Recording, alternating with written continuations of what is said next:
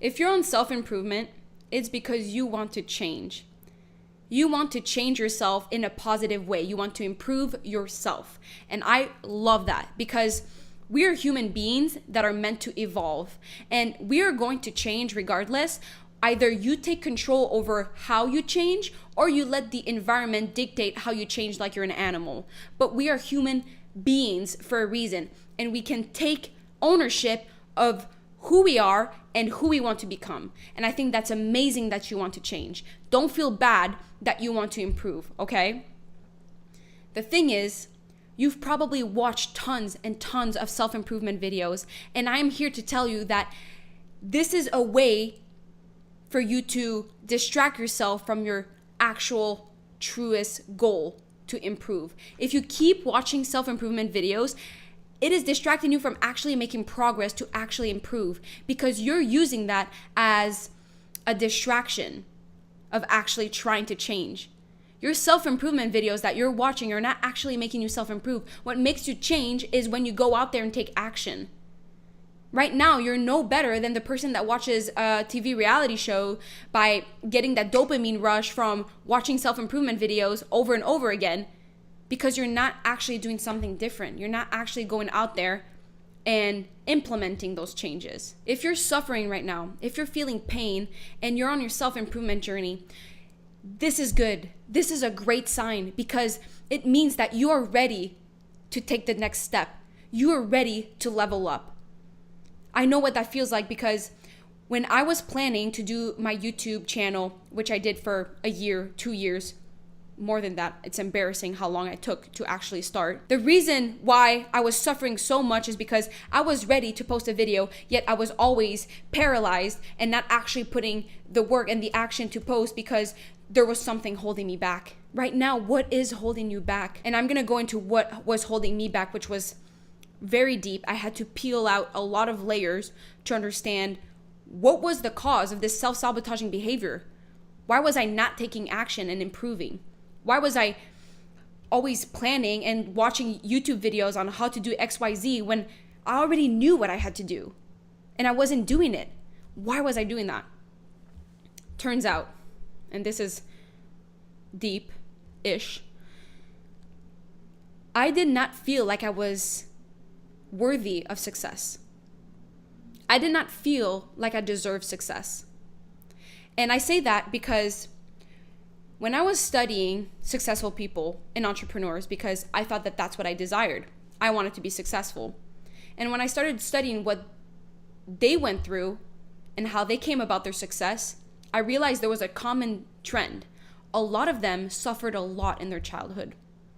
A lot of them had a lot of setbacks, people that neglected them, abused them physically, emotionally, mentally. They had grown up in a lot of poverty. Maybe they were immigrants. Maybe they had two parents that were never home. Maybe they only grew up with one parent. Maybe they were bullied by their friends or their siblings. There was a lot of trauma that went into the past of a lot of successful people. And when I looked at my life, I did not have that trauma. I was actually very privileged as a kid because I had two parents that were healthy. I know it sounds funny, but my parents were amazing parents. I respect them so much today. I love them, and they have made me who I am. My childhood was very normal and healthy, and I felt like because I did not have a dark past, I did not deserve a future that was like a redemption of my childhood. So obviously, this is not accurate. This is not a valid reason why I'm not worthy of success. So I had to heal that. The reason why I said this story is this: it's so funny how we find ways to sabotage ourselves. Even someone like me that grew up in a healthy household that should feel like they could have success because nothing is holding them back, you always find a way to sabotage your own success. And that's what you're doing right now. If you keep watching self-improvement videos and not taking action, you're sabotaging your own success and your own progress. And you're not actually getting what you want, because what you want is to be a better version of yourself. And you're not doing that when you indulge in those type of videos. And I'm not saying that I did not suffer at all growing up. Like, there was just normal crises that happened in my life where I had friends that bullied me, or people that I trusted that broke in my trust, or failures, embarrassments, shame. I've had all of these emotions happen to me like a normal person, but I minimized it because it wasn't at the extreme. And then I got to know myself a little bit better, and I realized that I am a very extreme person. Sometimes I think very much in black and white, and it's something that I want to change about myself. And this is me being aware of my own self-improvement. I realized that I have some beliefs about the world that might be wrong.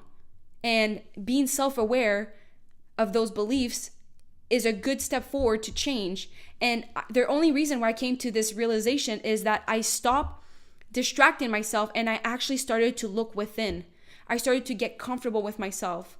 I removed myself from people, from situations, from distractions, so I can sit with my own thoughts and analyze how I feel, why I think a certain way, and started to heal. Every day I had these little protocols where I would either journal, I would meditate, I would do the work that was extremely uncomfortable, but I realized that over time, that's what makes the difference. So I read a comment the other day, and by the way, thank you so much for leaving comments. I love reading comments. It's probably my favorite thing on YouTube, but I especially love people that comment on other people's comments, because that shows that it's not just me and you, but it's all of us together. And we're like this community, and that's what I like. So thank you for writing comments. But there was one I read that particularly caught my eye, and it said that pain is inevitable, but suffering is optional. First of all, whatever pain you feel is valid. You are allowed to feel pain no matter what it is, okay? But when suffering becomes optional is when you make you feel bad for having that pain. Don't feel bad for feeling pain. And sometimes I used to feel so guilty for having pain, because I'm like, why am I so in pain about my perfectionism, not feeling like I'm enough, or feeling stupid? I felt like my pain was invalid because they were so small compared to what other people's pain feel like. But me judging my pain made me suffer so much more than I needed to, and never made me actually heal. It's like the rule of the double arrows in Buddhism. I don't really remember how the story actually goes, but just think of, it's like the pain is the first arrow that comes into your chest. That fucking hurts. But then when you're suffering, it's like you're taking another arrow and you purposefully just put a second arrow inside of you just because. Just because you're upset you had the first arrow. That's delusional. We keep making ourselves suffer over and over again because we just don't accept what it is. We judge ourselves for feeling certain ways, but you have to stop judging what you feel and just look at yourself and just ask yourself why you feel a certain way. Detach yourself from your emotions. You need to treat your emotions with respect. They're just there to tell you something about yourself. They're there as a sign to tell you to look into your past or to look into your behaviors. We need to become more of the observer of our emotions. We're never going to stop negative emotions to come visit us, but we can become the observer of the emotion and look at it. Don't try to numb it. Don't try to push it away. Don't try to judge it or be mad at it for coming. Just look at that emotion and ask yourself, what is it trying to tell me? We are being so reactive to what happens to us without even taking the time to analyze what's happening. There is a space between what happens to you and how you react. And that space is the mindfulness. It's the awareness. It's why you meditate. It's to become more self-aware of your thoughts, of your feeling, of the present moment. I bet you heard over and over again that you need to start meditating. Have you tried it? Have you tried to just sit with yourself in solitude, being quiet, and just analyze what comes and goes and bring yourself back to the present moment, to your breath? Have you tried that? Just give it a try. When you leave this video, I want you to start meditating for 5 minutes, 2 minutes, 1 minute, just 10 breaths if that's what it takes. But just start. I want you to stop being a slave to your emotions and start viewing yourself like a leader of your emotions. So when they come see you, just guide them, use them, tell them, oh, you're feeling this way because of that. Treat them with respect. because they're there as signs. They're trying to tell you something. Don't view them as good or bad. Just accept them and work with them like it's a team.